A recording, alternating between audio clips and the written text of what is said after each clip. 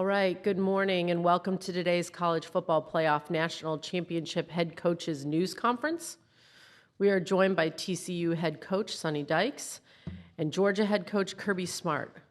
Coach Dykes, we'll start with an opening remark from you.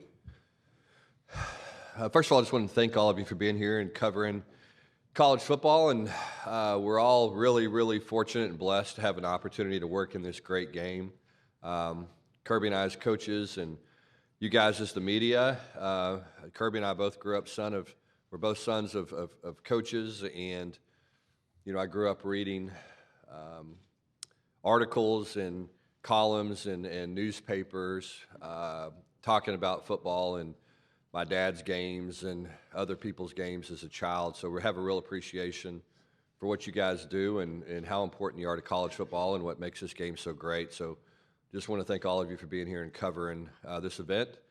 It's been a heck of a week for us. This is obviously our first time to be on a stage like this, and our players have really responded well to the challenge of taking all this in because it's new for us and it's uncharted territory for most of our players. You've heard me say this before, but we have 4 players on our team that had ever participated in a bowl game before this year's Fiesta Bowl. So, bowl prep, playing in big games like this is new for many of our guys. Not necessarily new for TCU, but certainly for the players on our team. So I'm really proud of the way they've handled everything. I think that they have exceeded expectations in terms of their ability to focus on what's important and not get distracted. There's so many opportunities to do that, obviously, with all the things that are going on, especially being here in Los Angeles. So it's been a heck of a journey for these players. I've been really proud of the way they've handled everything. It's a humble group. They know how blessed they are to get a chance to go to TCU and to play football at TCU and represent the Big 12 here in the national championship game. So it'll be a big challenge for us. We know that. Obviously, Georgia's a team that's very talented. The thing that I've found most impressive about them, however, is how well coached they are. Kirby and his staff do an excellent job, really, in all 3 phases of the game. They play hard regardless of the score. And again, I think that's a big credit to their culture they have in their program and Coach Smart and his staff. I just have a ton of respect for their football program and the way they do things. So we're looking forward to Monday night. I know it's going to be a big challenge for us, but our guys have never backed down for challenges, and they have a lot of confidence in themselves and in our program and what we're trying to do. And we'll go out and play good football Monday night and see what happens. Coach Smart? Yeah, a lot of the same sentiments as Coach Dykes. Tremendous honor to be here. 130-something teams start out trying to achieve this, and there's 2 left. And I think it speaks volumes to the character of both teams, the way each team has been able to win football games. I think so much is overrated about talent and what so many people put into the game of football when a team cares about each other and they have a lot of intangibles and really good players at the right positions. It makes for a special group. And hearing the story of TCU's season, getting to see Coach Dykes at the Heisman, Max, when you start looking across the board, it's a hell of a story for these 2 teams to be playing each other. And it's an honor for us to be here. I'd like to say thanks to the CFP committee and the CFP group that's hosted us. What a tremendous job they've done in LA to host our players. I know over at our hotel, our players have enjoyed the hospitality room. They've had an opportunity to be together. And, we have the fortune of having a lot of guys last year that left for the NFL, but every one of those guys that left for the NFL tell our players, you better enjoy this moment because it's different at the next level. And these guys have a special bond that they get to spend together. There's countless hours and minutes that these teams, both of us, have spent preparing. It's a long process to get to the semifinal in terms of 28 or however many days, and then you got another 10, and you end up spending a lot of time together through Christmas and through New Year's and through travel. And our guys have really enjoyed that. I've enjoyed it. It's why we get in this business. And what a great stage we get to play on Monday night. And just honored to be here and represent the University of Georgia. We'll open up for Q&A. Start over here on our right in the second row. Stand up so you can see me. Good morning, guys. Kirby, for you, Ralph Russo from the Associated Press, over here on this side. Kirby, what is needed to maintain excellence? Your former boss has been in this similar situation, sitting up at where you are now, and has had to explain it. I'm wondering if you could explain what is needed to maintain excellence like your program has over the last couple of years. A lot of hard work, standard, belief in the culture within it. It doesn't start when the season starts. It starts Tuesday when the season ends. And it just continues. I mean, I don't know that you can relax and just say, okay, we're going to be fine. You have to make it happen. And I think each and every year you have a different team. Obviously, recruiting plays a part of that, because if you don't have good players, you got no chance. But a big part of that is the organization that I've been given the ability to hire at the University of Georgia. They are second to none at my administration of supporting us, bringing in analysts, bringing in coaches, having nice facilities. I mean, you need those things to be successful and sustain. But at the end of the day, you better have buy-in with your players. And I think the older I've gotten, the more I acknowledge the relationship with the player matters much more than maybe the play you call, than maybe the practice habit you create or anything else. It's will those players play hard for each other, and do they believe in their coaching staff, that their coaching staff cares for them, and that allows you to sustain. We're going to move over here to our left, front row. Yeah, Brooks Austin with Dogs Daily. Coach Smart, what kind of challenges specifically does the 3-3 stack present? And conversely, Coach Dykes, the 12 personnel that Georgia stays in and offensively, or kind of has offensively, what kind of challenges does that present? Yeah, Coach Gillespie does a hell of a job. I mean, it amazes me the job he does consistently, even from Tulsa, because like I've talked about, we played Cincinnati a couple years ago, and Tulsa by far and away did the best job against Cincinnati, and we became enamored in that when he was doing it then. And it allows you to have more depth in your defense. It allows you, when you play spread teams, you have more speed on the field. There's different layers to it, more layers to it. They do a tremendous job, and take all the scheme part out. It's how you play and strike people. When you watch them strike blocks with hat and hands, and the speed with which they play downhill and just strike people, it's a beauty. It's a thing of beauty to myself, because I enjoy watching really good defense, and they play it, and it's very unique. So when you go to prepare for it, it's not as easy. It's different. Now, you could make a case in their league, they may see some defenses like that, but I think there's the thing that everybody's like, well, everybody plays that defense in their league. They're not all the same. They're not all the same. And when you play another team in another conference, you get to see their conference and see the defenses, and people would say, well, everybody runs that in that league. That's not really true. And this is probably the most unique, and in my opinion, played the best of all those defenses in the conference. Yeah, I think it's the second part of the thing for me asking about 12 personnel. Excuse me.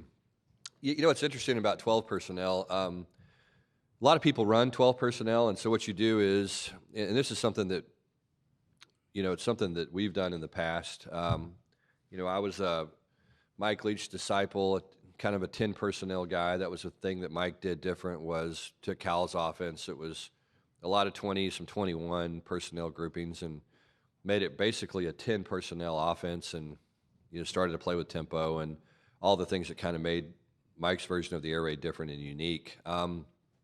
As a young coach, I took a coordinator job at the University of Arizona, and had a tight end named Rob Gronkowski that was a pretty good player. And so, it was like, okay, I've never played with a tight end. I don't even really know what a tight end looks like. and this is what he looks like. And so let's figure out a way to get this guy the ball. And so, all of a sudden we're lining up in 11 personnel and some 12. And the thing that's different about it is, you've got to play 8 gaps. Your run fits are much more complex. How you're going to get to them is much more difficult. Now from a run game perspective, you've got to cover all of these gaps that you don't necessarily have to cover, without the 12 personnel. And so it just changes the way you approach the game defensively. Most people, when they go 12, they're taking 2 good players off the field and putting 2 average players on the field. Well, Georgia's certainly the exception to that. I mean, their tight ends are exceptional.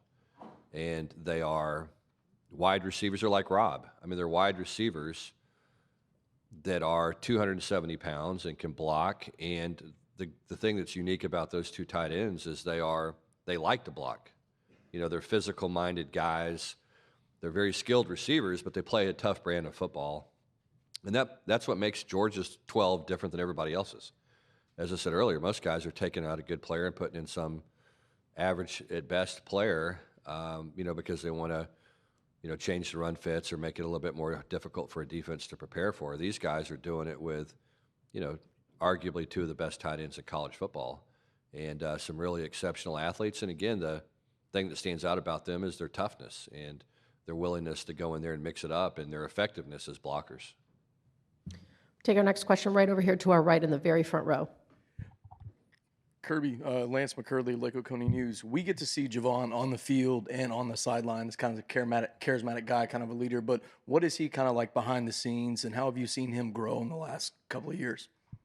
You say Javon? Yeah, just a great kid. He loves football. When you start combing our state, I wouldn't say there's kids as talented as Javon everywhere, but there's a lot of kids in our state that just love football. And that's what we found during the COVID year. He never got to come to campus. He never got to come to camp.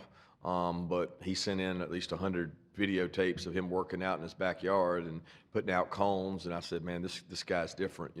These kids aren't doing this in COVID times where they're going out to work out and making sure they get seen. And we just kind of fell in love with the culture and the toughness of the kid. And he's become he makes our team tougher.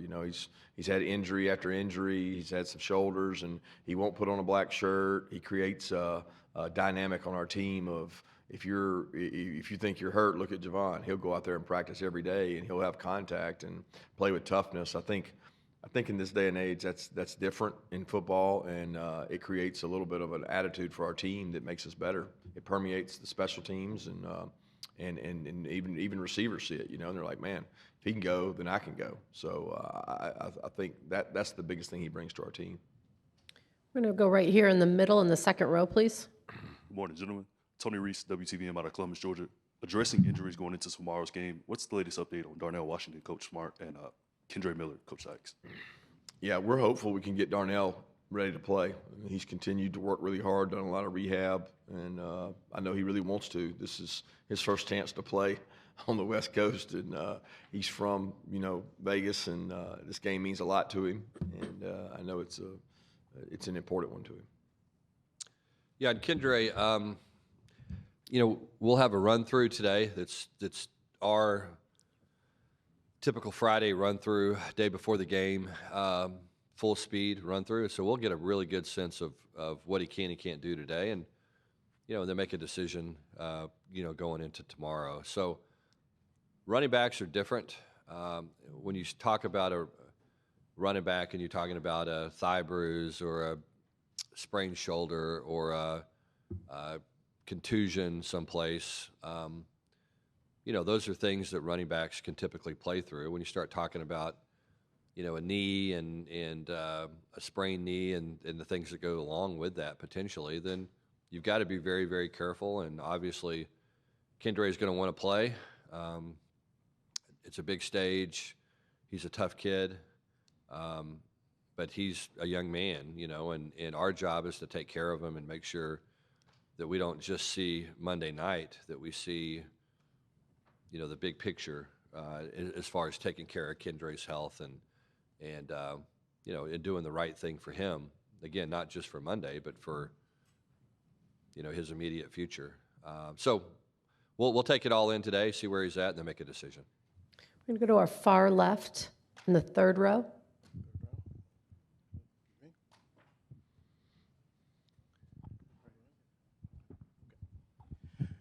Questions for both coaches. Newey Scruggs, NBC5 Dallas. For you, Coach Smart, I know you talked about not feeling like you were the hunted, but the pressure of being installed as the favorite and being the number one team in the country to face this group of guys that were unranked all year. And then for you, Coach Dykes, can you speak to the fact of TCU's becoming a national brand? Earlier this week on TNT, Ernie Johnson, who's a Georgia grad, bet Shaq that Georgia would win by 28, and Shaq, who now lives in Texas, said he'd eat a horned frog if it happened here, but that here's a NBA show talking about TCU football. Yeah, I'm not sure I understand the question exactly. In regards to the hunted or being hunted, I mean, I promise you, there's no greater pressure on any sport than there is on college athletics, especially for major college football programs. And I don't think Coach Dykes or myself would be in this business if we weren't used to pressure. And I don't. I look at it in a vacuum. I don't get to watch much TV. I don't get to do much social media. I just worry about our team and don't get caught up in anything outside of that. And we've had a saying around our place for a long time that probability is not reality. So we don't control what people say in probability. Reality is what happens on the field between those lines. And that's what takes a lot more courage than just putting out probability. Yeah, and I'll say this, I do, you look around college athletics and you look at the NCAA basketball tournament and you see teams that you don't expect to be there end up in the top 8 or the Final Four. That seems to be something that's almost an annual occurrence these days. College football is different. It just is. There's a lot of plays that go into that game. There's a lot of players, instead of 5 guys and 1 or 2 guys get really hot, you've got to have an entire team do it and execute at a high level. And so I do think it's more difficult to kind of emerge from the shadows in football than it is maybe in basketball. Our group has had a little bit of a magical ride, and I think the biggest difference is that it's our first year. We were still trying to get to know the guys. We're still trying to get, a culture established. I just think that at the end of the day, that's the most important thing is what is your culture? Because it drives the decision a player makes from the time they wake up in the morning to the time they go to bed. What is their level of commitment? What's their level of responsibility to their teammates? How deeply are they truly invested in the team? And so there's all these things that sometimes take time. To our players' credit, for whatever reason, it didn't take as long this time as it usually does. Our guys were hungry and they were mature. They had a chip on their shoulder, and they bought in quickly. Now, the challenging thing as we move forward, past Monday, is where do we go from here? And there's a standard now that and a set of expectations that accompany this kind of success. And to me, that's the exciting part. It really is. I mean, you really get to find out how good you are. It's one thing to kind of get to the top. It's another thing to be able to stay there. And again, that's why I have so much respect for Coach Smart and his staff and the Georgia program, because that's a hard thing to do. It's very, very difficult to do, and it takes a lot of factors and a lot of people and a lot of commitment to be able to do that on a consistent basis. So, we're looking forward to that challenge. There's some doors open to us now because of this success that have been closed for a long time, and it's up to us to figure out how to reap the benefits from when it comes to recruiting, the opportunity to recruit a different kind of player, when it comes to the opportunity to have access to staff members and additional staff and, just all the things that can help you take the next step as a program. So, you know, it's been a journey to get here, but we're excited about not only Monday night, but where do we go from here, and how can we continue to build our brand from a national standpoint. You know, and I think the second part of the question, look, I've always been a Shaq guy. You know, I mean, told the story before. My wife and I have been married 17 years now. We've had 3 disagreements in our marriage in 17 years, and one of them was about Shaq and Kobe. You know, I'm a Shaq guy, she's a Kobe girl. That was probably about as eventful argument as we've had in our marriage. And so, hey, look, I'm a Shaq dude through and through. Always have been. So he's a Texas guy, San Antonio Cole. On that note, we'll move right over here to the middle in the second row. That's more information than you wanted. Hey, but it's the truth. I'm more impressed you've only had 3 arguments with your wife in 17 years. I'm still trying to conquer that. Sonny, you just made SportsCenter, but Dennis Dodd, CBS Sports, for both coaches. Kirby, I think you're still on the rules committee. I wonder what both of you thought of the concept of limiting what are now being called exposures, not plays, but exposures for or against. What are the advantages or disadvantages of that? You're talking about the total number of plays in game exposures you're talking about? Yeah. Yeah, I think one of the first things you look at on the rules committee, and they bring it up every year, is the length of games. I think there can be 2 things there. You're talking about TV viewership, and you're also talking about exposures to contact in terms of number of plays. There's a lot of ways to manipulate the number of plays, including the clock. And, you know, our big brother in this world of football is the NFL. And so much of what we do is modeled off what they do. They spend a lot of money on trying to get it right. And, you know, they've shrunk their game into a time frame that's probably a little bit tighter window than ours, and also trying to limit exposures as well, although they have a longer season and they've added games to their season.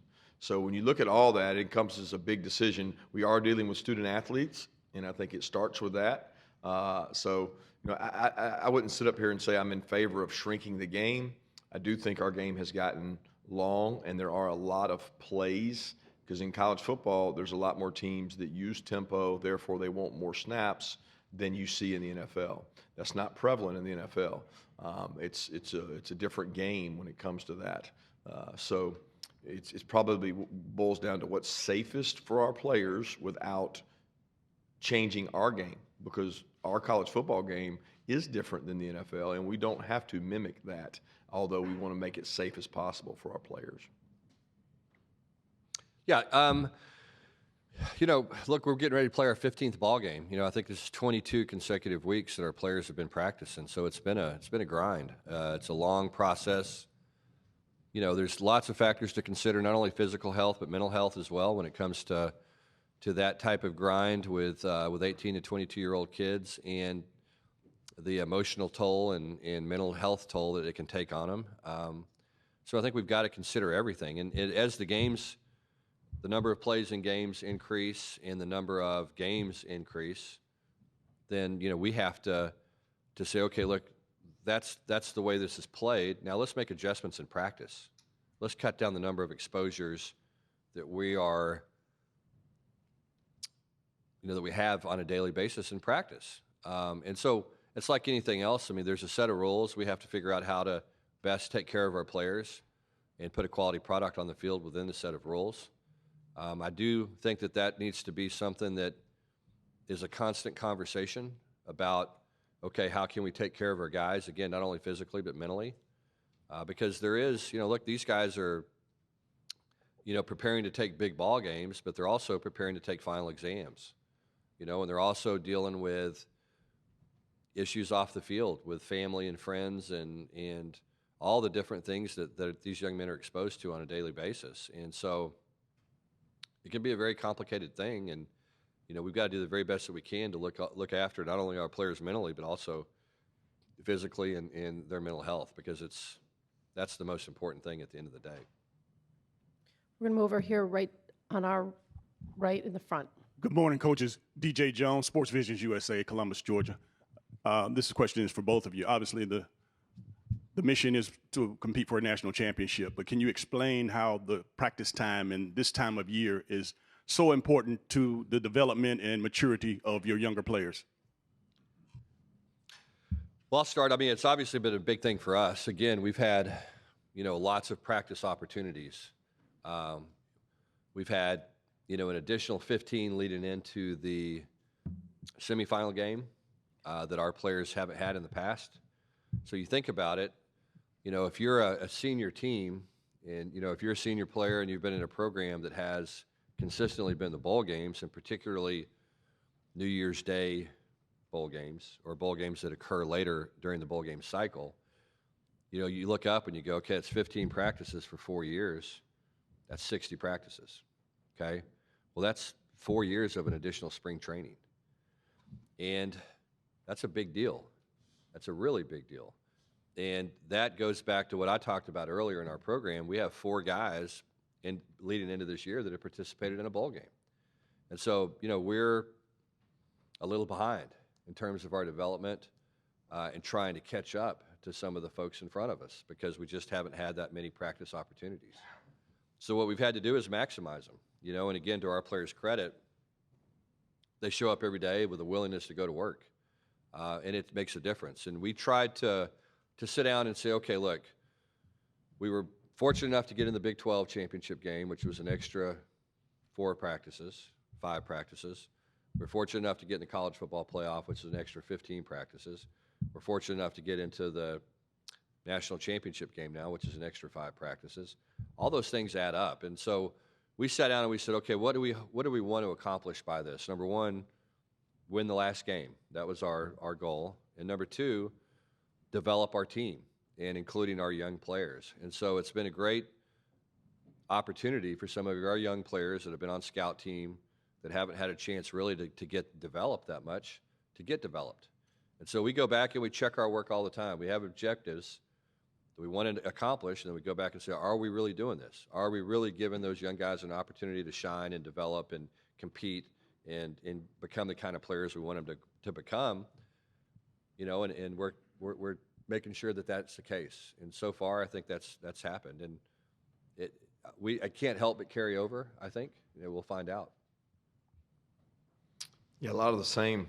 I said this yesterday at Media Day, and I hate to repeat myself, but I really think a lot of the reason we were able to turn our roster over from last year to this year was the practices and preparation we had at this time of year. As we were finishing the year last year, we were getting really high-quality work out of about, I would say, 7 or 8 kids starting for us right now in the game. Tomorrow night, we're scout team players or 2s, and the way we do our reps as the year goes, our 2s get a little more volume and our 1s get a little less, knowing that the 2s need the work and might be up for call as you have injuries. So the guys that are playing now that were 2s last year, in some cases 3s, they got a lot of work, and I think Coach Dykes is right. That cumulative effect.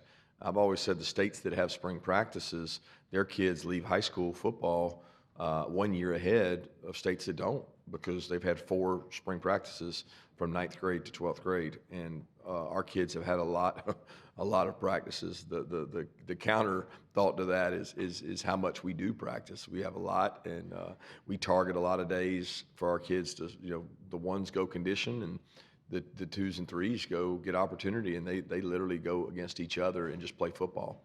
And I think that does help in terms of getting your team prepared. I also think when the portal age, when kids feel like they don't have a role, they're quicker to leave, and we're really selling the development. We're going to show Jordan Davis from his freshman and sophomore year down there working on the scout team and say, hey, look what this guy, where he was, and look what he became doing it this way. And selling that within your program becomes a selling point to them to stick and stay and truly develop and grow in the organization. We're going to take our next question over here on our right, about 4 rows back. David Upman with The Athletic. For you guys, how do you feel about the current college football calendar with regards to recruiting and transfers and signings, and what changes, if any, would you like to see? Kirby left this one for me to answer first. Yeah, I mean, look, the calendar's the calendar. It's a strange thing that we've had a calendar that we followed a long time that made a lot of sense, you know, because the players signed in February and they made their decisions when they took visits in October, November, December. You know, and that's not the case anymore. It's different. And so what we've done is we've made revisions through the thing that have made sense at the time, but we've kind of ended up with a little bit of a hodgepodge of stuff. And so, you know, everybody has their feelings on what they want. You talk to 10 different coaches, you get 10 different opinions. The one thing I think that we have to do in this profession is, as Kirby alluded to earlier, I mean, this is a ultra competitive, high accountability profession. And we're all incredibly driven. And I think that what we have to do is protect ourselves from ourselves as coaches. You know, we have to legislate time off, you know, because not only does young people have mental health, we have mental health as well. I mean, this deal is a grind, and you've got to take care of your coaches, and you got to take care of your staff, and you got to take care of yourself. And the only way that you can do that is by legislating time off. Because if we have a day, and Kirby's the same way, I'm sure, I know he is.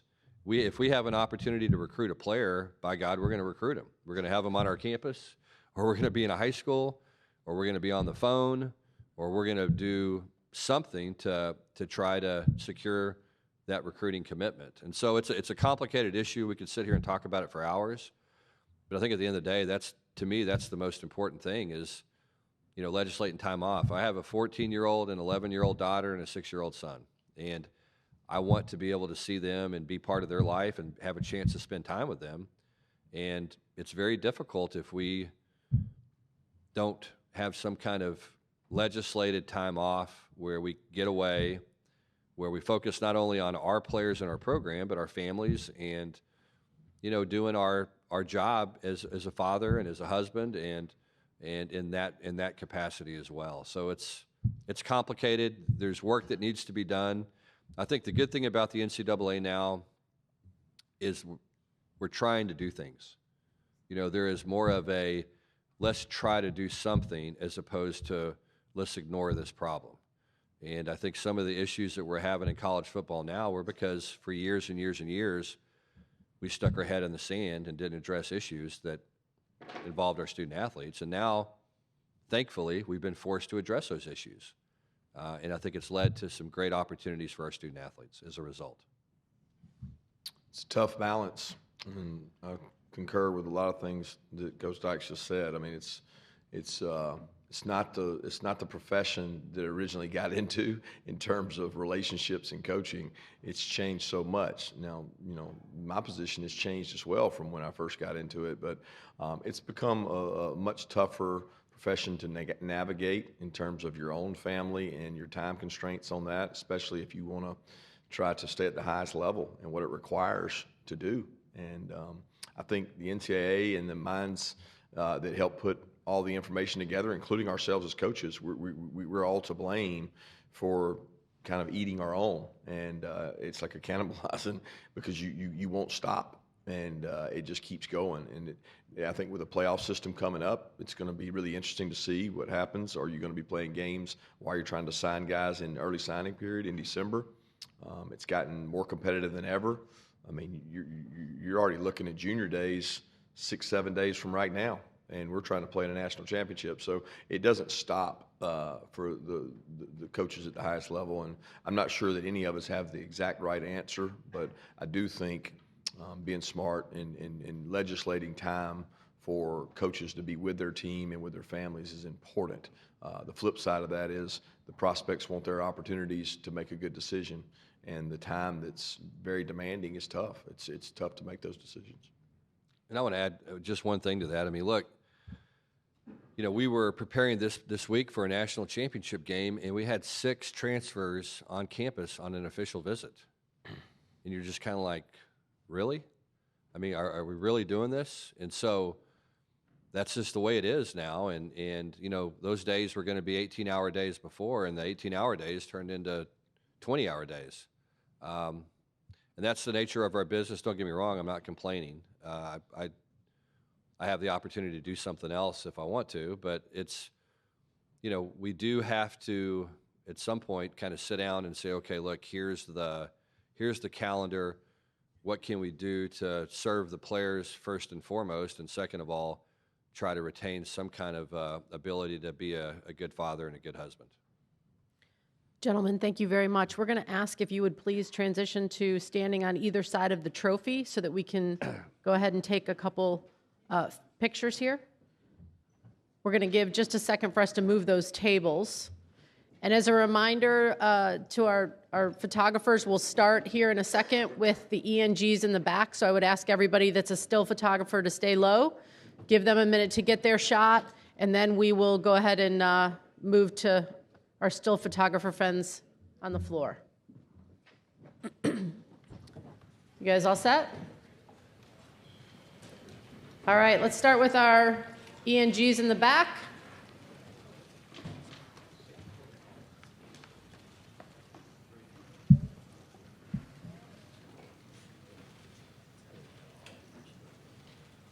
Okay, and then we'll move here to our photographers down in the front.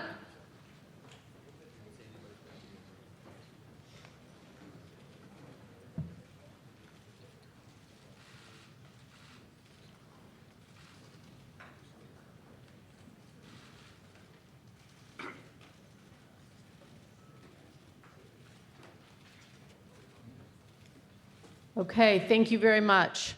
That concludes today's news conference. Hope you have a great day.